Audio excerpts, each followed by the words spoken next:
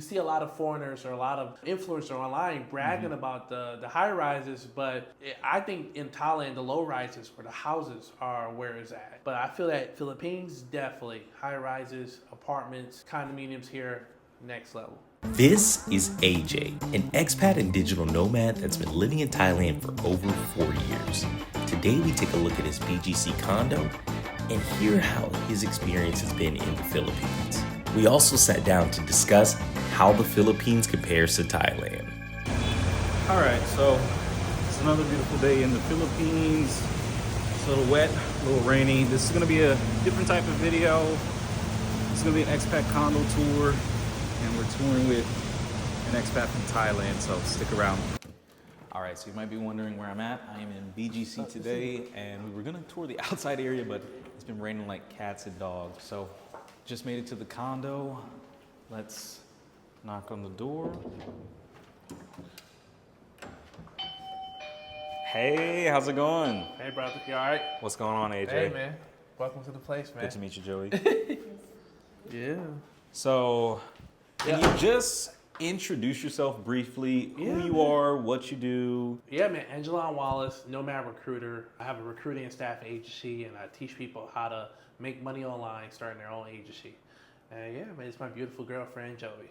Awesome. Yeah. Awesome.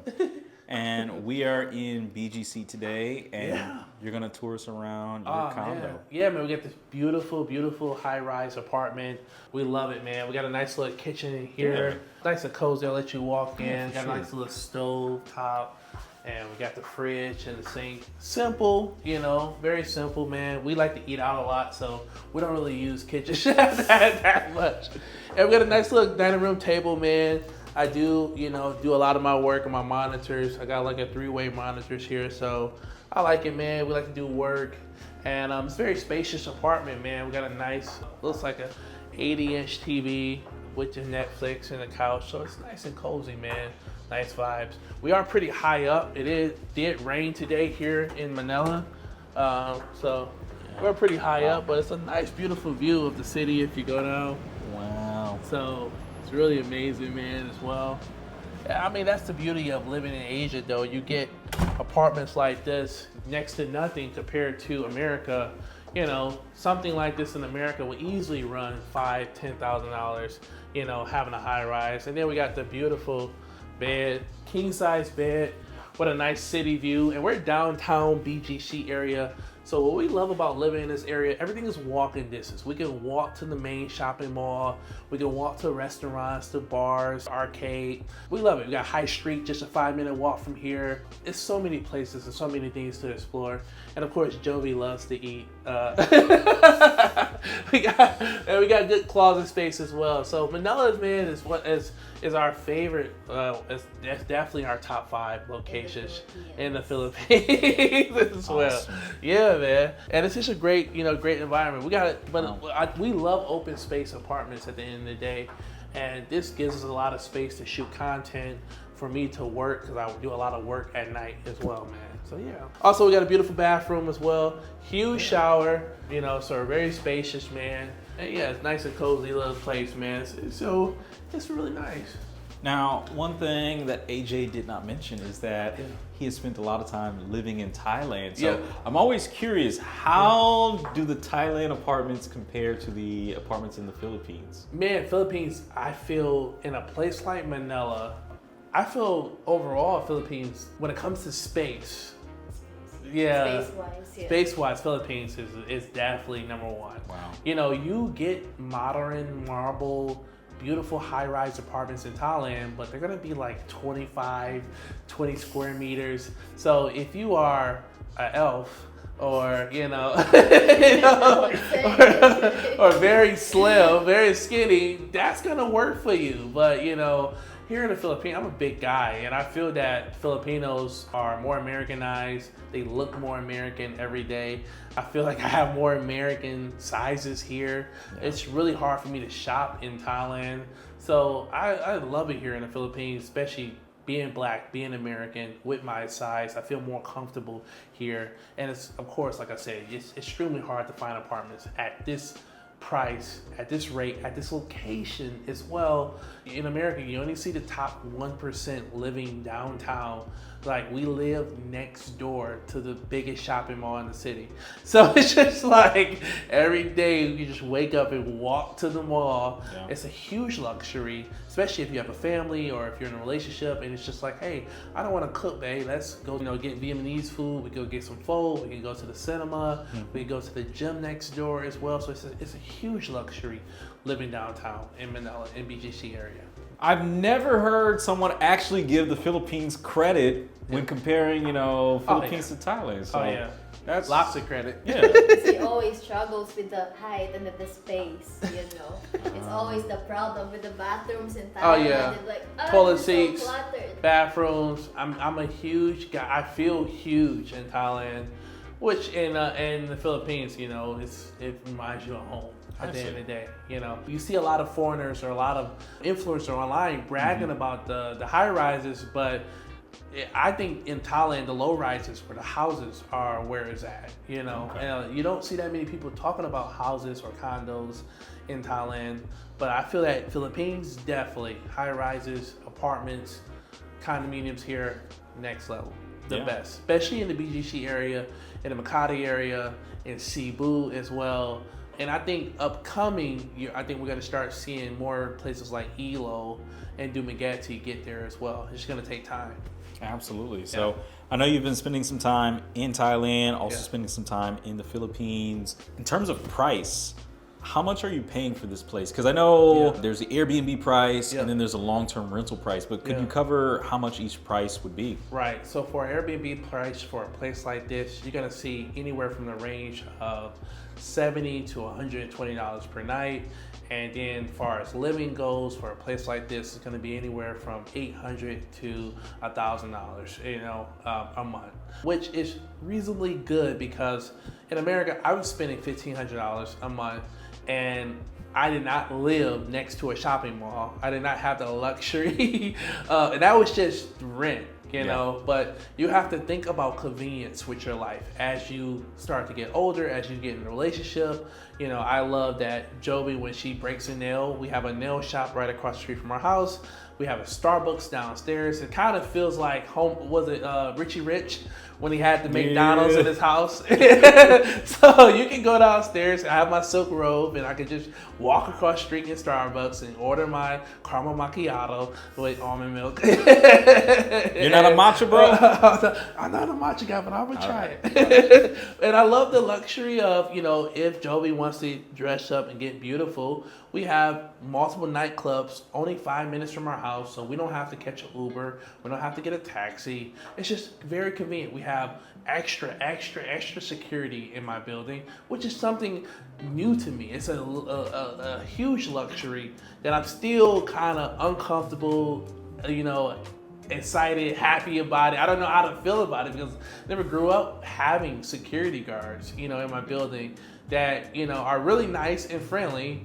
And like I said, but it's so many perks, and we have a whole restaurant connected to this building called Landers. So literally we don't, even if it rains, if it snows, if it's fire outside, we can just walk through this building to another place with fresh food, fresh drinks that's connected to the building. So it's so many luxuries, so many advantages. Baby, anything you like about BGC, about living? I think it's the location. Yep. You already said it all. Oh, okay. It's the location itself, if you don't feel like staying at home, you can just go out anytime. You don't have to worry about traffic mainly because we're in Manila, so you can just go here and there in like 5-10 minutes. Yeah, good job. And I know you don't like staying still too, so that's the biggest perk. I don't like staying still. I like to do stuff, man. I like to get out the house. For sure. Yeah. So BGC is a great area if you are an active individual. You've got tons of walkability. It's the most walkable part of Metro Manila. So great for that, great for nightlife and convenience. But that's not the only reason why we decided to get together and do a video and a collab. We're also going to talk about some things and have a nice sit-down interview so AJ and Jovi can share more about their life living outside of America, what it's like being in a relationship, interracial relationship, and some of the challenges that they have faced as being digital nomads. So let's get into that right now. I have so many questions, but I first just want to start off with, what is your experience in the Philippines and how do you compare that to Thailand?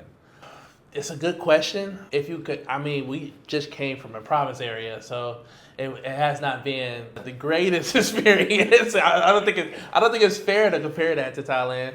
But in regards to Manila, man, we love Manila. Manila is very modern. You know, we love the BGC area. We love the Makati area. But some of the challenges we had in the province areas was of course, the Wi-Fi. We went to the pharmacy and they had to write everything down. So it would take 25 minutes just to get some basic lipstick or Tylenol. People are living in a different time in some of the province areas. Right. Manila is very modern. You know, good quality here for sure. Okay. Yeah. Nice. It's a lot to talk about, but Oh, yeah. I want to just break it down. You gotta. I mean, I know there's always this debate. I get into my comment Yeah. section. There's always a Thailand versus Philippines, Philippines versus Thailand. Yeah, and I mean, when it comes to infrastructure, when it comes to the lifestyle, social life, I think Thailand wins in that area. When it comes to people, when it comes to community, when it comes to family, I think Philippines win in that area. I guess it's a huge matter of what you're looking for and what you want. I'm a people person. I love community. I love family. Even though the experience in the province area wasn't the best, Right. I fell in love with the people. They call it the city of smiles. It was just a beautiful culture. I grew up in a community. I grew up in a poor community in Detroit. And in my community, everyone knew each other. Every neighbor knew each other. Every kid, we ate at each other's houses. We came to celebrate each other's birthdays. We played on the streets together. And when I went to the province areas and saw that, it just made me reminisce. It made me miss those old times. I was like, man, I was telling Joveline, I know that it sounds bad, but it's also can be a beautiful gift growing up poor, because that sometimes that's maybe the only way to know what true friendship and true family truly is, when you're growing up in an environment that's not centered around materialistic things. Right. There's no other agenda at all. We grew up on the same block. We both grew up without nothing. That's my brother, that's my friend. You know, at the end of the day. In America, everything is about money. Everything is about class. Oh, that's Johnny's father. He's a lawyer. That's Sarah's, mom. She's a dentist. Everything is about classism and who you are, who's who do you know. And I think it's a beautiful thing when you grow up in a province area, because you have true friendships and true relationships, and you guys can relate to something and have this connection that no one else can ever have. So I think that's the beautiful thing about it.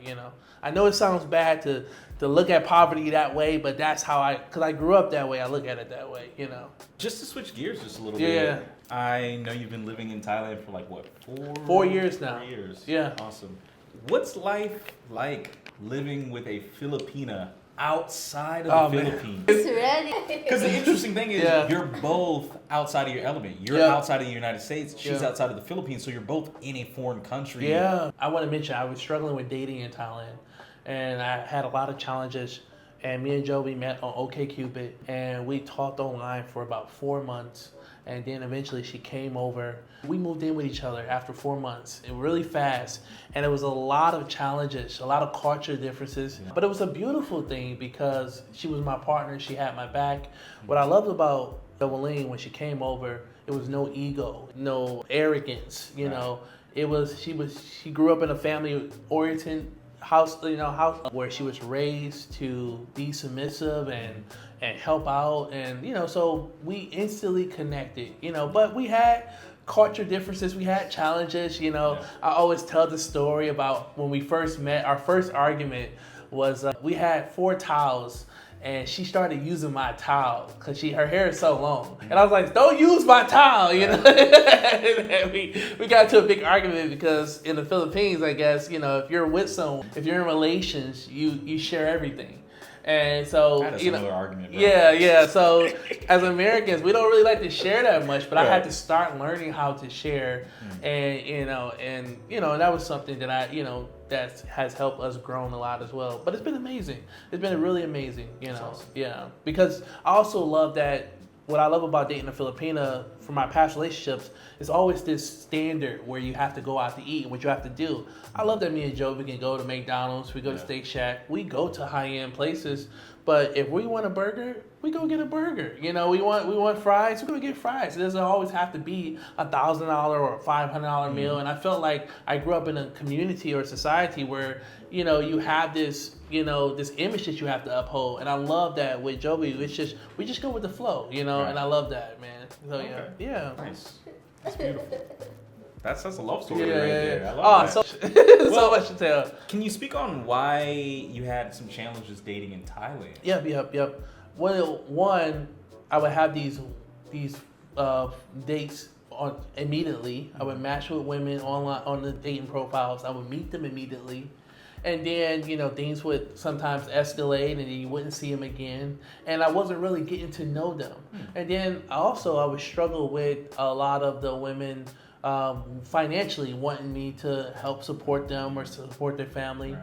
And a lot of women sometimes, that from my experience, were a little lazy. When Joby came into my life, she started helping me with my business. She started going to meet business partners with me for content. She started editing my videos. We started just working on my business a lot together. Right. So she was always interested in learning as well, which was something different. You know, I dated a lot of women, and a lot of them never really asked me, hey, teach me how to make money or teach me how to do something. And, you know, so Joby, I've purchased a lot of online courses for her. We're going to be putting her in college as well. So, you know, she was just very open-minded to growing with me together, which was something rare that I have not come across. I've lived everywhere, Brazil, Colombia, Argentina, Romania, and I've never actually had a partner ask me to help them grow or want to grow with me as well. You know, so I love that. Yeah. That's awesome when you can have someone step into your life and actually add value instead of just take. Exactly. Money. Give me your energy, your time, your attention, and not reciprocate that. So that's a beautiful thing. And I also like to mention that what she purchased her own ticket to come to Thailand. Wow. So that's extremely rare. Yeah. Because I know a lot of foreigners are buying flights. Always. So Joby spent her savings actually. Wow. You know, she purchased her ticket, came to Thailand, and moved in with me. And that was just a level of commitment and trust that I never seen before. You know, so I'm lucky. Yeah, you're definitely blessed. I know my family wouldn't like hearing this because in my family they're like, you know, if you're a woman, you're not supposed to spend money. You know, if you're not living with them yet. Yeah. And then the first time he bought my ticket and all the itineraries. And then I got offloaded in Manila. So I saw his disappointment and it broke my heart too because we really planned it out. We spent, so that's a really good thing to mention on your channel, the word offloaded. And for a lot of people that don't know what offloaded is when a Filipina gets stopped at the airport and they are usually identified with, TSA may think that they're being trafficking or doing something else. So that was my first time hearing the word offloaded. I was like, offloaded where? Where are you at? Cause like, called me, make it? I'm on my way. Where you at, baby? Where you at? So cause you gotta think, man, I had booked us I had my house in Bangkok. We had a lot of plans that week, spent a lot of money. And the sad thing about these airlines, they don't let you use the ticket once you purchase them. So I was like, okay, she can't come over. Maybe I can put my details in and go over. And sadly, another 3-4 weeks. And then I almost gave up. I'm not going to lie. As someone has traveled to 100 countries, I was like, I don't know if this is going to work because I didn't know how challenging it was for Filipinas to leave the world. And I try not to talk about this topic because it angers me. But I just don't like the feeling of someone telling me as a human being where I can and cannot go. Yeah. And, you know, and when I started to do a lot of research about the Filipino government and Filipinas leaving the Philippines, I was like, man, this is not something I agree with. Right. And it's been a couple challenges for her from time to time. So I've been strengthening her passport a lot by securing her more visas. We have a Thai visa, and this year I'm going to be getting her a business visa in Cambodia. So now I'm just strengthening her passport. Right. That way, it's just very easy for her to start leaving the country. Yeah. Yeah. That's something good to mention because it's one thing me and my girlfriend talk about frequently. Yeah. Is, you know, The us rights. traveling and, you know, how she doesn't have the strongest passport, how the government makes it very challenging for Filipinos to, you know, leave. go abroad. Yeah. I had some tough conversations with my family because Yep. they loved my girlfriend. Yeah. But every time I talk with them, they're like, hey, when is she coming to the United States? And I have to have that uncomfortable conversation of, oh, not yet. Yep. Not yet. So Yeah. that's good to point that out and mention that because I don't think a lot of men are thinking of that when they're thinking of getting into a relationship with a Filipina. Sometimes they're just thinking, oh, I'll just be in the Philippines. We can just do everything with the, you know, in the Philippines. Yeah. But for a lot of men, especially me, Better think about it. yeah, I aspire to not just travel throughout the Philippines, but all throughout Southeast Asia and wherever the hell I want to go. Yeah. Maybe I want to go to South America. Maybe I want to go to Africa. Yeah. You know. Well, for a lot of guys out there, the reason that I'm strengthening her passport right now is because next year I'm taking her to Europe. So we're going to be doing Paris, we're going to be doing Italy, we're going to be doing Rome. So I need to strengthen her passport and get her prepared because she has to apply to the Schengen visa application.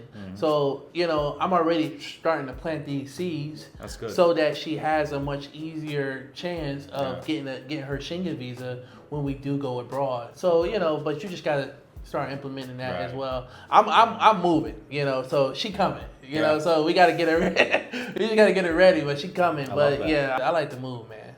Yeah. I love that. You've got great energy. One thing I've been wanting to know is why did you originally leave the United States? Yeah. And why did you pick Southeast Asia to make your home? That's a good question. 2011, I'm young, my 20s, 21, I'm 20s.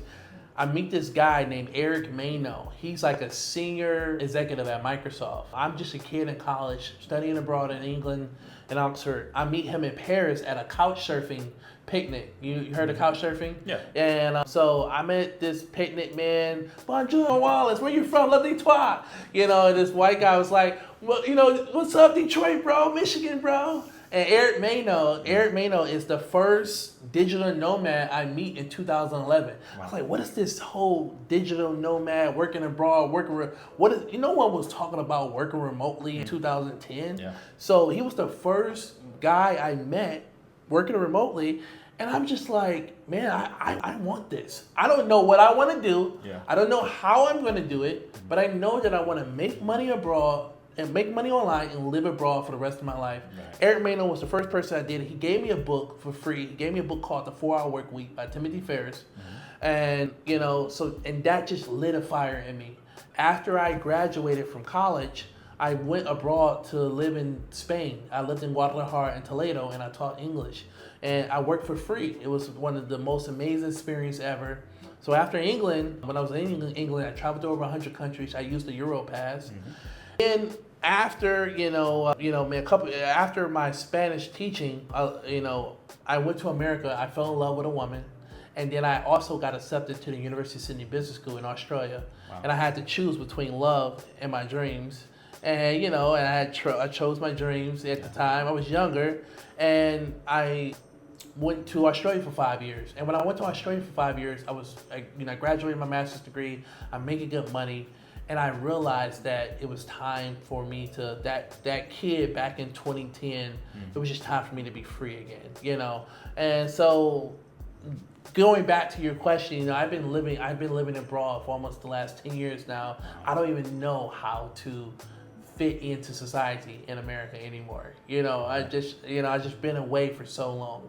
And I just see I live in the matrix. I live in a different world compared to other people. I don't see, I have time to learn new skills. I have time to make money. Everyone that I know from my hometown that's working a 9 to 5, they have not learned anything new. They don't have time to learn anything new because they're working 7 days a week. Yeah. And they're working 2-3 jobs because that's what you need to do to survive in America. So I love this life of freedom that I have. But yeah, I came eventually. The question was, how did I get to Thailand? One of my friends, Michael Barnes, was like, man, you should go to Thailand.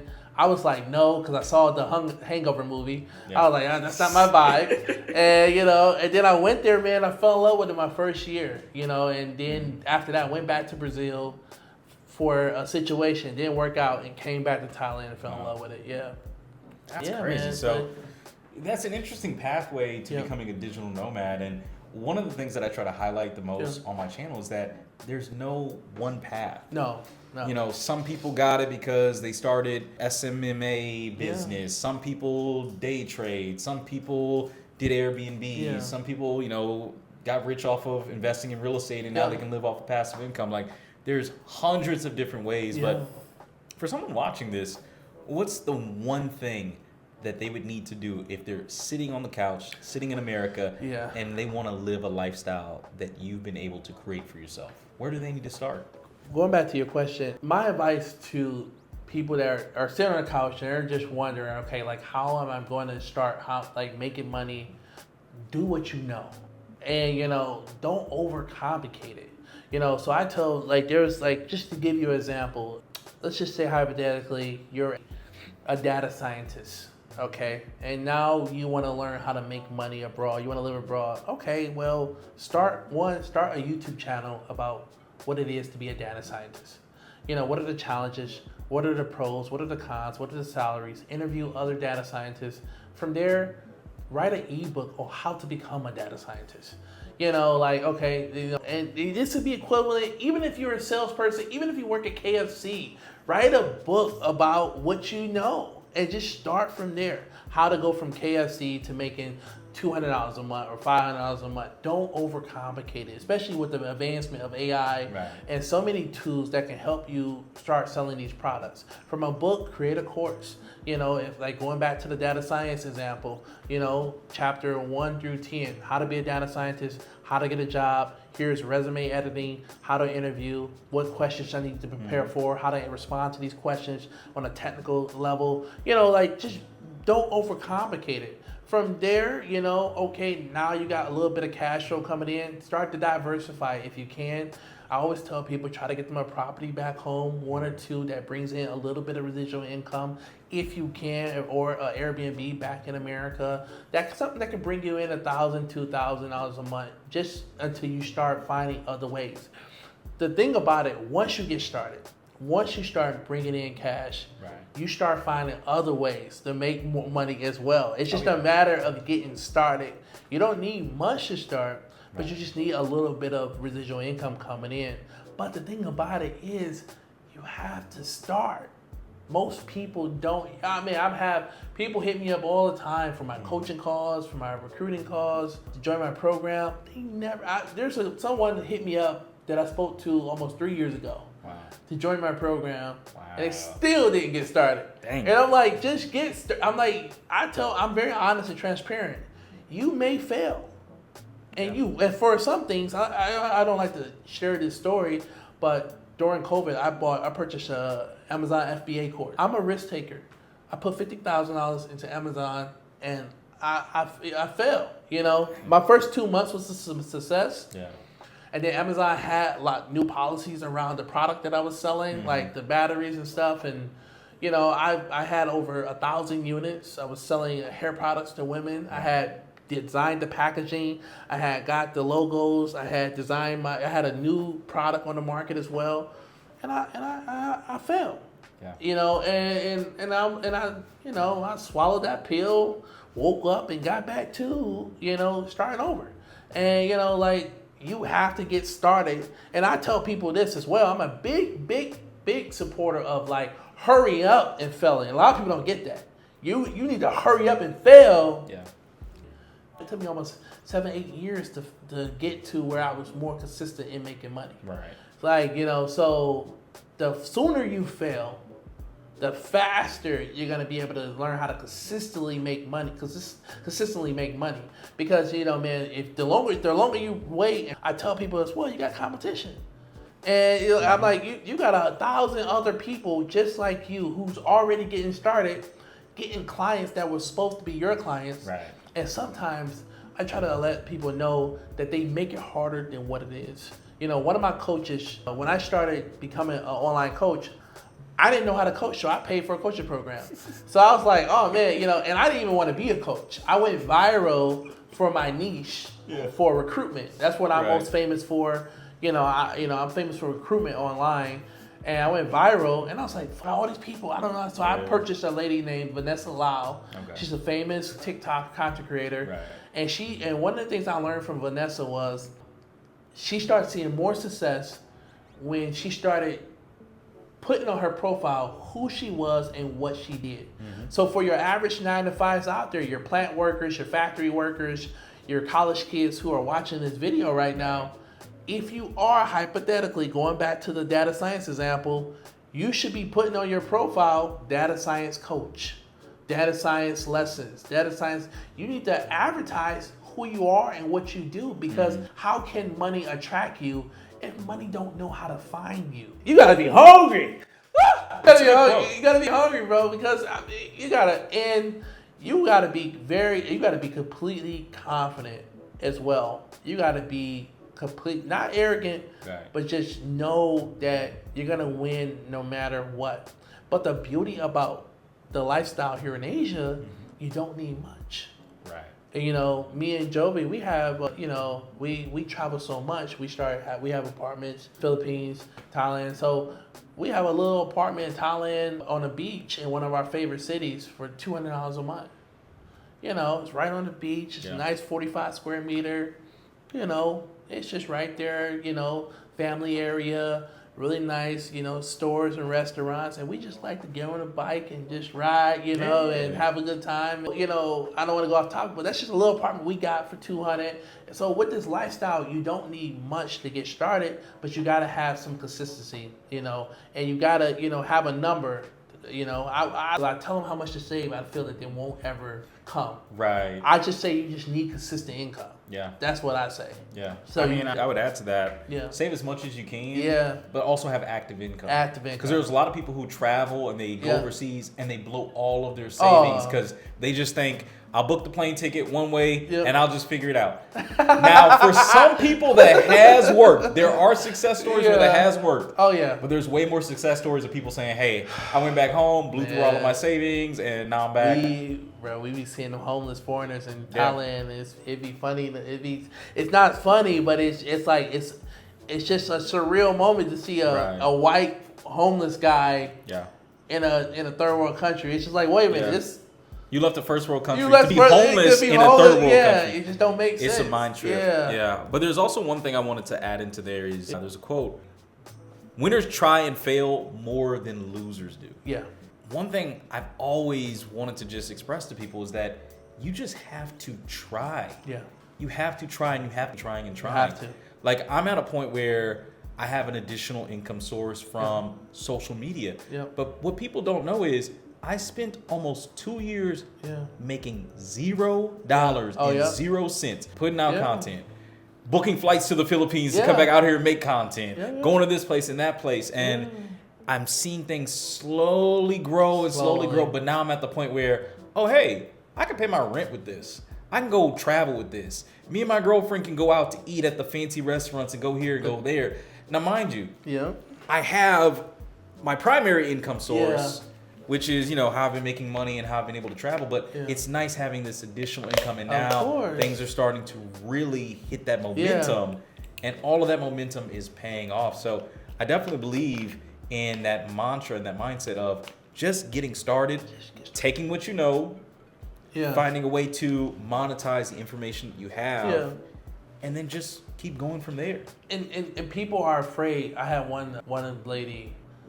I was just telling her to take advantage of credit. She was like, I don't like to mess with credit. I'm like, well, what type of capital are you gonna use to get started? You're gonna even if you purchase a program or a course, you're still gonna need to use advertisements and ads. What you're gonna use your own personal savings? You're not gonna use credit. Or you're not gonna use like cash flow to help you out. I'm not saying go out here and get a $50,000 credit line, $100,000, but I'm saying take a little gamble on yourself at the end. If you have access to cash flow, try it out. Give yourself a chance at the end of the day, to get started. But you have to get started. I'm telling you, man. And what's so funny, it's funny and it's sad. People are hitting me up about Thailand, kind of like they're hitting you up about the Philippines. Yeah. They're starting to hit me up about Bangkok. And it's just like, Bangkok was like, they're watching our videos and I'm like, you're 2-3 years behind now. I'm like, we not even there no more. we in different cities. We in Cambodia. We in Vietnam now. We in Da Nang. We in Nha Trang. We on a whole different. So it's like so the people that are trying to get here, by the time they get here, they're left behind still. Because they're like, where everybody at? Yeah. Just to switch gears. Yeah. Because I get this question a lot as a Black man, person of color, whatever you want to say. What is it like living overseas as a Black man? Have you experienced any racism? Yeah. Is it difficult tapping into the culture and feeling comfortable? I don't talk about this with Jovi often, but I miss South America. I always saw myself retiring in Brazil. When I first went to Brazil, I fell in love with being Black again. Yeah. And man, I just love the culture. I love the food. I love the people. I didn't feel in love with being Black in America. And I don't, that's a whole nother story of, but when I moved to South America, man, feeling Black felt alive. I felt alive and I felt like I fit in. And I just loved that I could be crazy. I loved that I could be insane. I loved that I could just dance, and man, and Jovi laughs a lot because when we go to like Black restaurants in Thailand, Black people walk in there and start dancing, and so she laughs about that. But I love being in an environment where I could fully be myself. I feel like in Thailand, I feel like I'm sexualized a lot, which I know men always say that's not a bad thing, but it's just that I do feel sexualized in Thailand. I'm strongly stereotyped in Thailand. But here in the Philippines, especially in the province areas, I mean, it was too much. It was very overwhelming for me. I'm not gonna lie.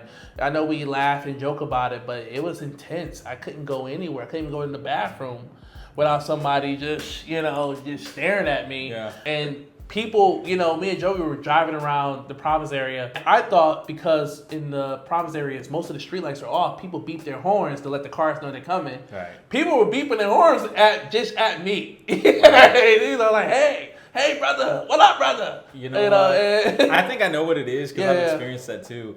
Number one, it's exposure. You're probably the first Black person that they've seen in probably years. Oh, man. And they might be thinking you're some type of celebrity. Yeah. You're some type of important person because why else would a foreigner, let alone a Black foreigner, be out here in the province? I mean, is that really the case? Because my girlfriend has told me... You're actually saying everything right. Okay. Yeah. Yeah. Because when I go out to the province... Don't be adding. Check it out. When I'm in the province, they think I'm D-Wade. Yeah. I get that a lot. D-Wade, like, Dwayne Wade, ¿Cómo está? Why are you in the Philippines? They want pictures and everything. But I will say this. I feel that Black American women have it more harder than Black men. And I feel that, the sisters that come abroad in Asia, it's a huge challenge for them because a lot of the foreign men don't want to date Black women. So a lot of my Black sisters or Black women, American friends in Thailand and in Asia in general struggle with dating. They love it here, but a lot of them usually end up going to South America or going back to America because, I think that culturally a lot of Asian men like submissive women and, Black women can be somewhat loud, which is nothing wrong with it, and because I'm loud, I'm very loud as well. And, I think there's just, so it's some challenges. I think that the sisters have it more harder than the brothers. But I think that the sisters are beautiful. And, I hope that they continue to travel abroad and come see places like Asia. Because it seems that there's a lot of hate with the Black American women against Black men coming to Asian countries right now. And I feel that that's a topic that we need to try to change and shift the perspective of it. As American Black men, we put on this show of bravado of everything's good, everything's love. But when it comes to the sisters, man, they have it hard, man. They have it harder here. I wish them nothing but the best, man. I wish them nothing but happiness. And often, funny enough, all the sisters that I come across, usually Filipino men are interested into them. That's what's so funny about it. So I'm like, so who are you? Who are you dating? And it's like, Filipino men, and sometimes and especially what's so hard and challenging for. I know sometimes people may say, well, why is it so difficult for Black women to date in Asian countries? Well, a lot of Black women come over here as teachers, and often what a lot of people don't know is a lot of teachers cannot decide what areas they move to. So a lot of Black women get moved to rural locations. So it's already a challenge trying to find a guy in a main city like Bangkok or Bangkok or China or whatever. And then imagine going to an area in a rural town, and it's just like, and you got to be there for a whole year, 2 years. So before I was in a relationship, when I would date a couple sisters, they would come up to Bangkok on the weekends just to to get a little just to get air. Some cities didn't even have a McDonald's or a KFC in it. They didn't have no restaurants there. So it was really hard. It was really tough, So it's a lot of challenges. But very interesting take. Yep. Very interesting answer too. I mean, what are some cultural differences that you've experienced dating an Asian woman as a Black man? You got some things? I'll let you answer. Well, I grew up in survival mode. So Joveline, when she walks down the street, she never looks back. So she just started looking back. She never looks back. Like, I had to start teaching her about sending pictures before she get in the car. I'm very protective of my space. I don't even like people getting in arm reach of my space, just to be prepared. I'm always looking around. Like, I have this habit of noticing what everyone is wearing around me. Like, I like to remember faces and descriptions. I tell Joveline as well, it's a Black thing, but she thought that I like keeping receipts for taxes. I'm like, no, it's an alibi. She's like, what? I'm like, yes, I'm Black. It's an alibi. You're like, so it's a whole different, or just the perspective of like, what do you hear when you hear ambulance sirens? Like, what type of Black are you? Do you think about death? Do you think about someone being saved every time you hear the sound of a police or ambulance siren? So it's just like, it's very different, but what I love about Joveline is that she took a huge interest in learning about Black culture. She's watched almost 20 Black movies. She's watched The Temptations. She's watched The Five Heartbeats, Friday, The Wood, Boys in the Hood, NW. So she's real, and she loves them. She loves it. And she's like, how come I never knew about these movies? Or how come I never heard of these movies as well?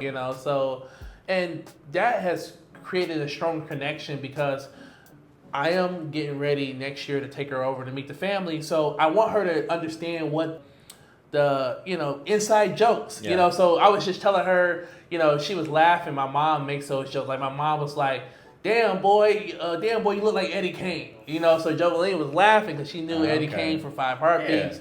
Or, so she started getting Black jokes. Or I had to start teaching her about what ashy was. And, so now before I leave the house, Jovi, she's like, hey, is your elbows ashy? Is your feet ashy? And I was like, okay, You listen. taught me that. I taught her that, Yeah. but I'm like, you can't say that to no other black people. Right. You can't say that to anyone in public. Yeah. But That's sensitive. but she's learning about, Right. she's learning about my hair and how, how it curls. And Yeah. she's just really, she's showing a strong interest. And I think that's the beauty of it. But there are some major things that we, food-wise, I grew up in,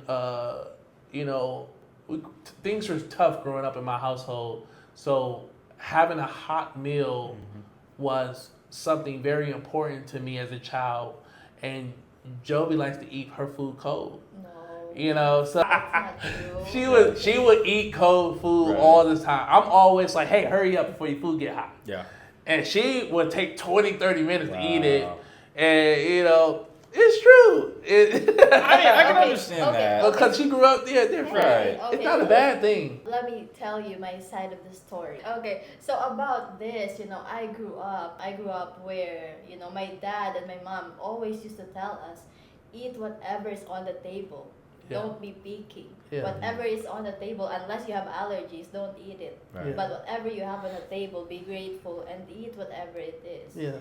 If we have leftover, I would eat it. And he's like, that's already leftover. Throw it away. Oh, I'm like, that's grace. that's different. That's bougie, AJ now. Yeah. Even with me and my girlfriend, there were some Yeah. differences in how we eat and all this stuff. Yeah. Like for me, my mom, my mom's cooking a big portion because we want to have leftovers. Yeah. So we can eat the next day and the Yeah. next day. I remember I tried that with my girlfriend. She's like, why are you cooking so much? This is Yeah. too much food. And I'm like, Yeah. what are you talking about? I'm cooking this Yeah. much so we can have the leftovers. Yeah. She's more of a culture where we cook to eat every day. And I said, look, I'm not Yeah. cooking every day. Yep. You could miss me with that. Yeah. Even the shopping for us as well. Yeah. Like in America, well, even for me, just in general in America, my mom used to shop for the whole month. Right. The whole EBT and Yep. food stamps and stuff like that. And then when I went to England, that was my first time seeing people shop daily for their groceries. Yeah. And I was like, oh, whoa, like why is everybody? Right. My first time was in the UK. I was walking down the street with 20 bags. Everyone stared at me. And I'm Yeah. like, yo, what's wrong? What's wrong, Ty? He was like, Yeah. AJ, man, you bro, we shop once a day, bro. We don't shop the whole month here. So that was a funny Yeah. experience. Yeah.